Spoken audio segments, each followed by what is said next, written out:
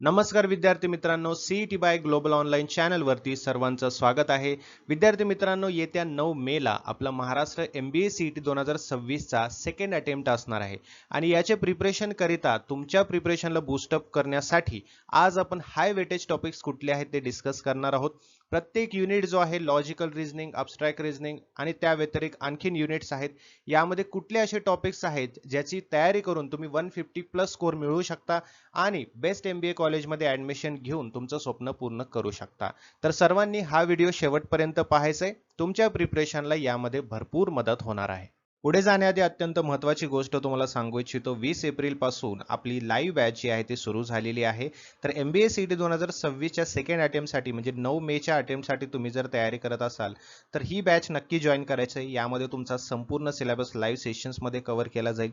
त्यासोबतच तुम्हाला study material आणि MCQ सिरीज PDF या सर्व गोष्टी तुमच्या प्रिपरेशनसाठी मिळणार आहेत.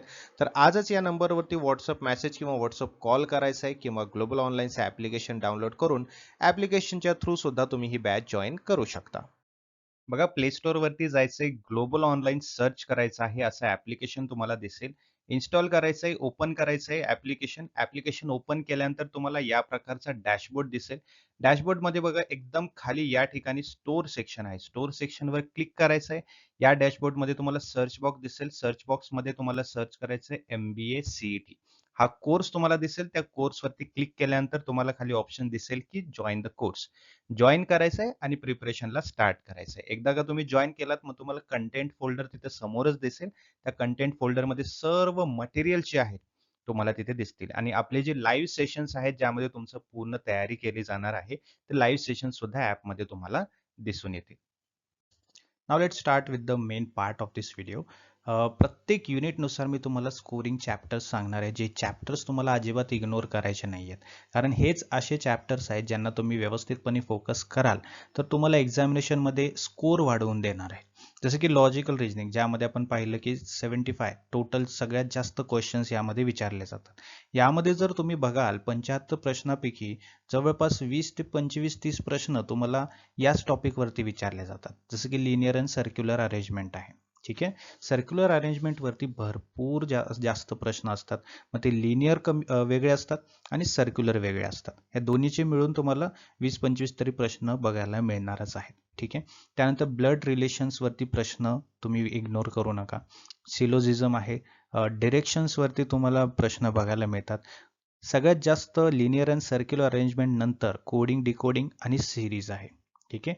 यामध्ये नंबर, लेटर आणि सिम्बॉल सिरीज वेगवेगळ्या पद्धतीने विचारले जातात. ओके.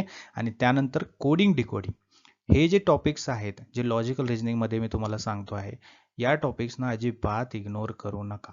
75 प्रश्नांपैकी तुम्हाला जवळपास 70 to 80% जे प्रश्न लॉजिकल रिजनिंग मध्ये विचारले जातात ते याच टॉपिक्स वरती तुम्हाला विचारले जातात. ओके. सो या टॉपिक्सना अजिबात इग्नोर करायचं नाहीये, जास्तीत जास्त फोकस करायचंय. त्याच्यानंतर आहे क्वांटिटेटिव्ह ॲप्टिट्यूड. जसं की मी सुरुवातीला सांगितलं, हा कसा आहे, हा पूर्णतः प्रॅक्टिकल युनिट आहे. प्रॅक्टिकल म्हणजे याच्यामध्ये तुम्हाला मॅथमॅटिकल सोल्युशन्स करायचे आहेत. ठीक आहे.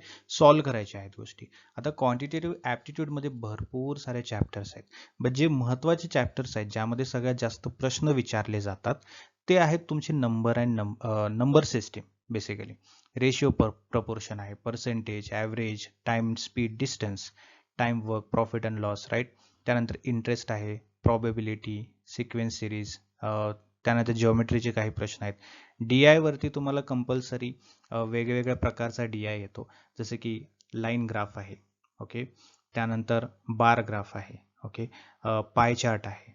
राईट. हे प्रश्न तुम्हाला बघायला मिळतात. एकाच प्रश्नपत्रिकेमध्ये तुम्हाला म्हणजे जसं की पाय चार्ट आहे तर पाय चार्ट वरती 5 प्रश्न येतील. लाईन ग्राफ आहे, लाईन ग्राफ वरती 5 प्रश्न येतील. ओके. बार ग्राफ आहे तर बार ग्राफ वरती सुद्धा 5 प्रश्न येतील. मग जवळपास तुम्हाला 15 प्रश्न तर कंपल्सरी प्रत्येक क्वेश्चन पेपरमध्ये बघायला मिळणार. प्रत्येक क्वेश्चन पेपरचा अर्थ असा आहे की स्लॉट है ना, स्लॉटमध्ये एक्झाम असते, बरोबर.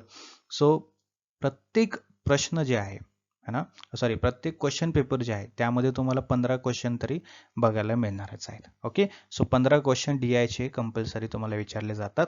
DIचे सुद्धा कसे सॉल्व्ह करायचे प्रश्न, पाय चार्टचे कसे सॉल्व्ह करायचे यावरती व्हिडिओ आपण बनवलेला आहे, तो व्हिडिओ सुद्धा पाहून घ्या. लिंक मी डिस्क्रिप्शन बॉक्समध्ये दिलेली आहे. ठीक आहे, सो क्वांटिटेटिव्ह ॲप्टिट्यूड मधून हे चॅप्टर्स तुम्ही फोकस करायचे आहेत, जे की अत्यंत महत्त्वाचे आहेत. तुमचा स्कोर वाढवून देणारे हे चॅप्टर्स आहेत. क्वांटिटेटिव्ह ॲप्टिट्यूडमध्ये 50 प्रश्न विचारले जातात.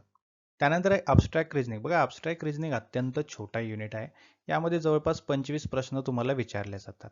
आता यामध्ये टॉपिक्स ऑलरेडी कमी आहेत, त्यामध्ये फोकस करायचं म्हटलं तर ॲनालॉजीज, odd one out, series completion यावरती तुम्ही फोकस करा. आणि या व्यतिरिक्त तुम्हाला जास्तीत काही विचारलं जात नाही अबस्ट्रॅक्ट रिझनिंगमधून. हेच प्रश्न तुम्हाला विचारले जातात. Verbal ability reading compression. आता याच्यामध्ये कंपल्सरी जो प्रश्न आहे तो विचारला जातो म्हणजे जातोच, तो आहे तुमचा RC म्हणजे रिडिंग कॉम्प्रेन्शन. ठीक आहे, पॅसेज तुम्हाला दिला जातो आणि पॅसेजच्या आधारावरती तुम्हाला काही प्रश्न विचारले जातात. ओके, आणि त्या पॅसेजमध्ये बघूनच तुम्हाला त्या प्रश्नांचं उत्तर द्यायचं आहे. ऑप्शन्स तर असतीलच, तुम्हाला त्या प्रश्नाचं उत्तर तुम्हाला शोधून लिहायचं आहे. त्यामुळे काय करायचं, रिडिंग कॉम्प्रेन्शनमध्ये नेहमी सुरुवातीला पॅसेज जो आहे तो पूर्ण वाचून घ्यायचा आहे, व्यवस्थितपणे फोकस करून वाचून घ्यायचा, समजून घ्यायचा. त्यानंतर प्रश्न जेव्हा तुम्ही वाचाल तुम्हाला लगेचच कळेल की तो उत्तर पॅसेजमध्ये कुठे आहे. ठीक आहे, त्यामुळे पॅसेज अगोदर वाचून घ्या. त्यानंतर सिनोनिम्स, अँटोनिम्स विचारतात, व्होकॅब्युलरी युसेज आहे ना, फिल इन द ब्लँक्स आहेत. एरर डिटेक्शनचे प्रश्न खूप बघायला मिळालेत. पॅराजम्बल्स, ग्रामरमध्ये टेन्स, प्रपोशन, आर्टिकल्स, मॉडिफायर्स, त्यानंतर क्वेश्चन टॅग आहे ना, हे पण विचारले जातात. आणि सेंटेन्स रिअरेंजमेंट सुद्धा विचारले जातात. सो हे टॉपिक्स हॉट टॉपिक्स ज्याला आपण म्हणतो, म्हणजे या हॉट टॉपिक्स याचा अर्थ असा आहे की जास्त प्रश्न येणारे टॉपिक्स ना. सो रीडिंग कॉम्प्रेन्शन, वर्बल ॲबिलिटीमध्ये हे टॉपिक्स तुम्ही फोकस कराल तर हा युनिट सुद्धा तुमचा एकदम स्ट्रॉंग होऊन जाईल. ओके, सो हे असे टॉपिक्स आहेत ज्यावरती तुम्ही फोकस कराल तर तुमचा स्कोर वाढवण्यासाठी तुम्हाला हे मदत करणार आहेत. ओके, सो या टॉपिक्सना इग्नोर करू नका.